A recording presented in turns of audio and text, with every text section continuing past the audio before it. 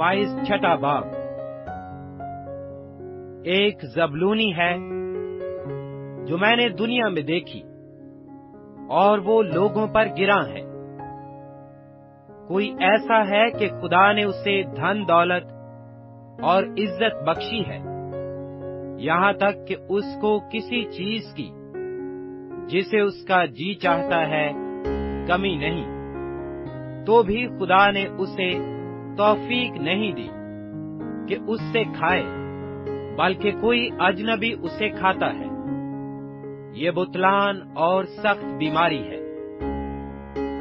अगर आदमी के 100 फर्जंद हों और वो बहुत बरसों तक जीता रहे, यहाँ तक कि उसकी उम्र के दिन बेशुमार हों, पर उसका जी शादमानी से सैर ना हो और उसका दफन ना हो, तो मैं कहता हूं कि वो हमल जो गिर जाए उससे बेहतर है, क्योंकि वो बतालत के साथ आया और तारीकी में जाता है, और उसका नाम अंधेरे में पोशीदा रहता है।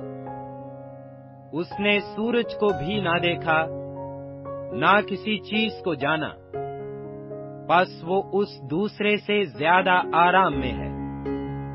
हाँ, अगरचे वो 2000 बरस तक जिंदा रहे और उसे कुछ राहत ना हो, क्या सब के सब एक ही जगह नहीं जाते?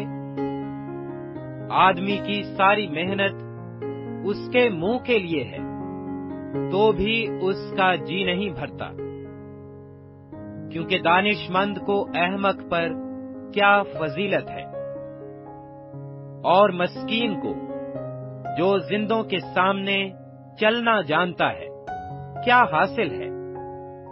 आंखों से देख लेना आरजू की आवारगी से बेहतर है।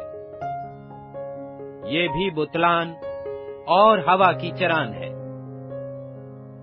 जो कुछ हुआ है उसका नाम जमानाए कदीम में रखा गया, और ये भी मालूम है कि वो इंसान है, और वो उसके साथ जो उससे ज्यादा जोरावर है झगड़ नहीं सकता, क्योंकि बहुत सी चीजें हैं जिनसे बतालत फरावान होती है, बस इंसान को क्या फायदा है?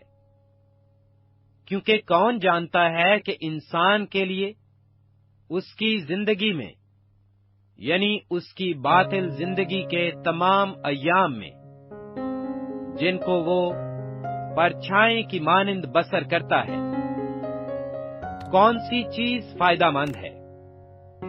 क्योंकि इंसान को कौन बता सकता है कि उसके बाद दुनिया में क्या वाकया होगा?